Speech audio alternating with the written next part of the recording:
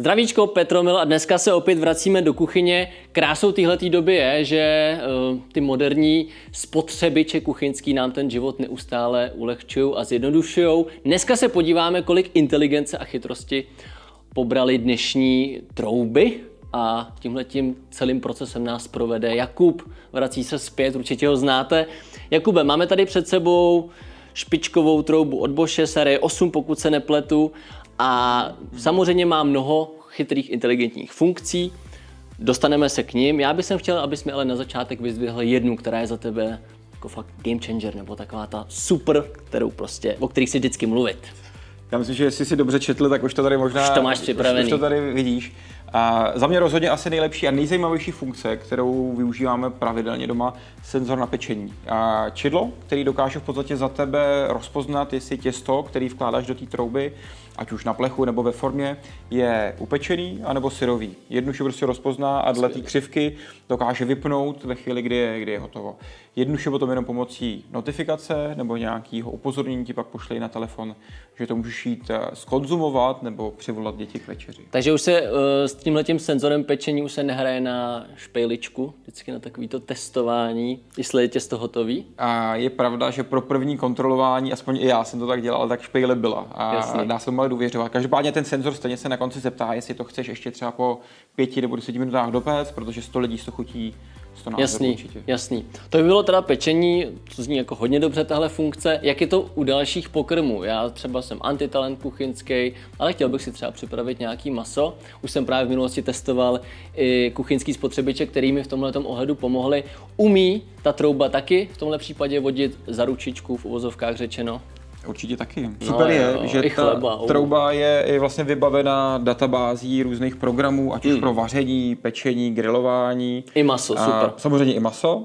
Já tady klidně, když si vybereme nějakou variantu s masem, tak tady máš širokou škálu zase různých druhů mas. To, co my k tomu nejčastěji používáme, je teplotní sonda. Teplotní sonda, která má navíc i 3 teplotní body, takže dokáže krásně průměrovat vždycky tu nejnižší hodnotu. Takže i když pečeš třeba kus něčeho, kde máš velkou kost, vepřový koleno nebo obyčejný kuře, tak to dokáže průměrovat tu nejnižší, takže fakt jako skvělá věc. Navíc budeme mít i variantu v sortimentu bezdrátovou teplotní sondou, takže pak ani nebudeš mít žádný kabel, ale když je připojíš a přes Bluetooth a mobilní telefon máš možnost kontrolovat správnou teplotu. A to miluju tady tyhle automatické funkce, ale zrovna u toho masa vždycky, když si objednávám burger, tak se mě vždycky ptají, hele, jak to chceš? Medium rare, nevím jak. Je tady možnost, když si teda nastavím, že chci dělat svíčkovou, si to ještě nějak korigovat podle sebe? Přesně tak, já si můžu vybrat vysloveně konkrétní druh a část toho masa a můžu to do jisté míry vždycky ještě upravit. Ale ta trouba zase je nastavená tak, aby tě nepustila níž, než je jako záhodno. Takže u kuřecího masa ti nenabídne teplotu vyjádřena na 40 stupňů, ale vždycky takovou, aby to případně zničilo zárodky, salmonely a podobně. No. To je super. Takže opravdu tak správně, jak má být. Nebo naopak za mě zajímavý je, když mluvit o nějakém zdravém i třeba vaření, varianta pro automatický třeba připařování nebo vaření v páře. Ty trouby, pokud jsou pak vybaveným parním generátorem a umí vařit v páře, tak znají i třeba správné teploty pro vaření brambor, rýže nebo zeleniny, takže ani tohle to nemusíš nikde hledat na internetu, ale už si vybereš tady skrze ten dotykový panel. Mě ještě zajímá, když tady vidím, že si přesně člověk může vybrat nějaký pečený pokrm, je třeba možnost si pak dostahovávat určitý recepty a způsoby přípravy, jako tomu je dneska třeba u počítačových her, si stavuješ DLCčka, taky si to dodají do trouby? Je tady ta možnost, je tady ta možnost si vysloveně pak uložit a stáhnout si je do nějakých oblíbených. Ono to primárně slouží k tomu, že si můžu z toho klasického nastavení, tak jak jsme zvyklí, nějaký druh ohřevu, teplotu, čas a podobně, vytvořit vlastně klidně i svůj vlastní automatický program, který si můžu uložit do oblíbených, který dělám třeba nejčastěji.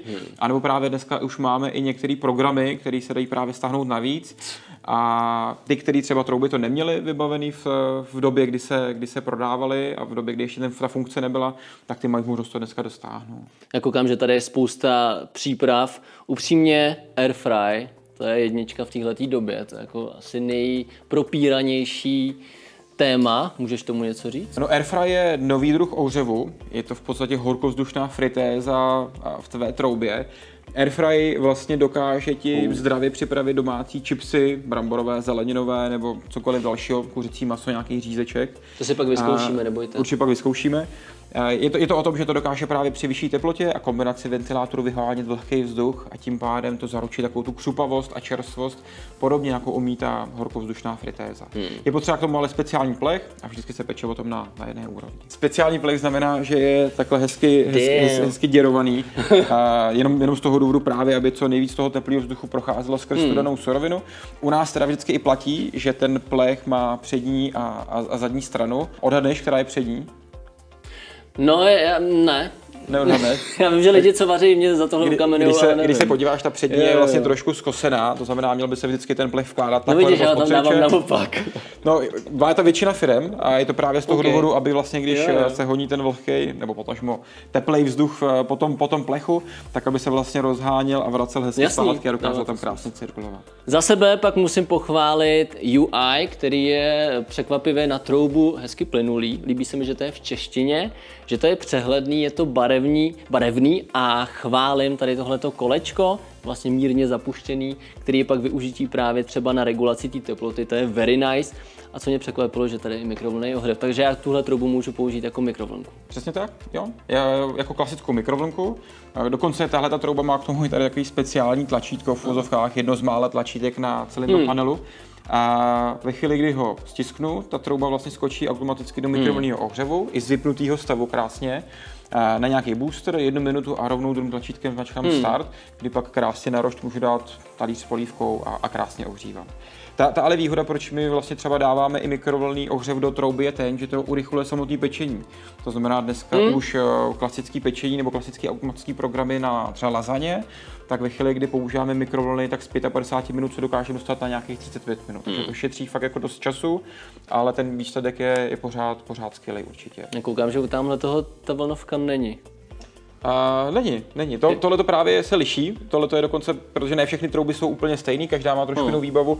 Tady ta má navíc vaření ještě v páře, to znamená má v sobě pární generátor a takový duální čerpadlo.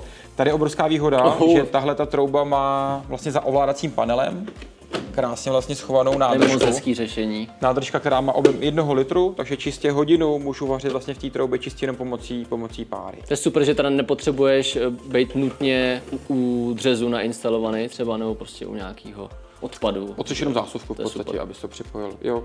Tohle je zrovna vaření v páře je u nás nejčastěji diskutovaný téma. Spoustu zákazníků řeší vůbec, jestli pořídit troubu s párou nebo ne. Takže vlastně konvekťák. A do jistý míry konvektovat, byť to teda nemá pevný připojení, ale je to perfektní v tom, že můžu právě buď čistě jenom vařit v páře, ať už nějaké přílohy, brambory, knedlíky, to, co vařím někde na indukční desce, anebo naopak právě můžu kombinovat. Můžu kombinovat vlastně horký vzduch s párou, můžu vlastně připařovat i třeba v rámci konvenčního ohřevu, můžu použít třeba i rovnou k tomu nějakou teplotní sondu a hlídat si krásně třeba teplotu v jádře masa a zkombinovat to všechno dohromady s tím, že to všechno pak můžu uložit i do svých oblíbených programů a kdykoliv to znovu krásně i vyvolat.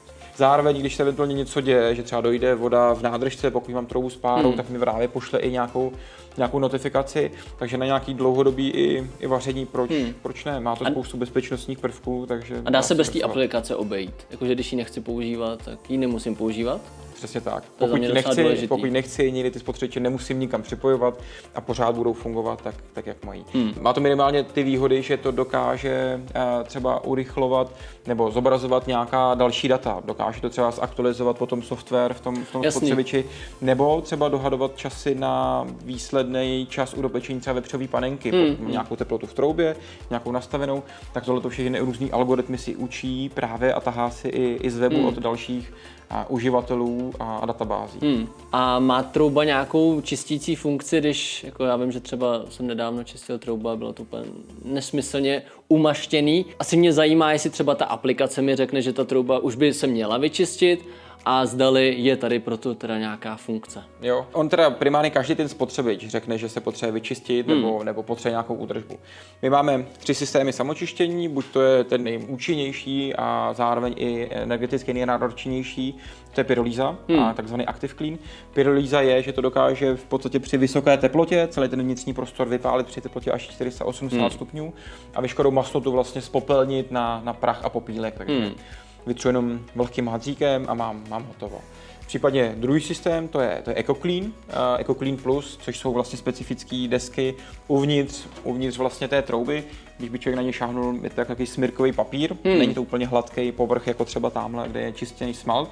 A to je vlastně povrch z takového katalytického materiálu, kdy pak pomocí oxidace během klasického pečení se z toho uvolňuje a dokáže vlastně vyčistit sám. A navíc ty trouby si i pohlídají, jak často se peklo, kolik motohodin natočili a řeknou si, že budou potřeba vyčistit. Tady navíc tím, že mám i nádržku s vodou, tak si řekne, že je potřeba i odvápnit. Mně se líbí, že se vlastně ta trouba může s určitým způsobem vyvíjet s tebou ve studentských letech pizza. A pak je člověk starší, přesně přijde to dítě nebo jiný zájmy, najednou začneš houbařit, začneš se nudit a můžeš prostě přesně využívat ty programy, případně se i dostáhnout. To je hrozně super. Jo, máš pravdu do jistý míry, jo. Někdo pak řekne, no jo, ale to je trouba za x desítek tisíc korun. A tady je fajn, že začínáme někde třeba, jsme u nejvyšší série 8, takže jsme někde na 20 tisících, postupně jdeme výš až já jsem čekal, že bude 40, za 40. 45, 50, 60 pomalu můžeme jít, ale bude to postupně skákat v rámci té výbavy, co má. Podobně jako automobilky mají v rámci jednotlivých modelů, úplně stejně to i u nás. Ale jde o to, že třeba i základní model může vypadat pořád jako perfektně, jako je to designovka. Je to přesně tak, jako pořád i celistvý kus jednotného skla, kromě teda toho stříbrného madla, ale mluvili jsme o konektivitě, ale už jeden základní model v této kategorii potom bude mít Home Connect, bude mít možnost právě dostanout si nějaké programy a připojit nějaká další čidla, nebo zajímavý právě pro zákazníky, kteří právě si chtějí hrát s nějakýma světlama, upozorňováníma a nejenom hrát, jsou zákazníci, kteří třeba opravdu neslyšící, takže ty neslyší, že pípá tady trouba, co se nedovřela, nebo že potřebuje naplnit nádržku s vodou, ale právě spustí to nějakou řetězovou reakci věcí, co se má odehrát, tak potom to dává smysl. A u těch nejvyšších je to podobně jako u auta, kdy si můžeš to naklikat tím nejlepším, co by si tam jako chtěl užívat. Je to stejně i tady to bude o teplotních sondách, o kombinací toho, že tam můžu připařovat nebo vysloveně vařit v páře, že to můžu používat i jako klasickou mikrovlnku, nebo to kombinovat mezi sebou.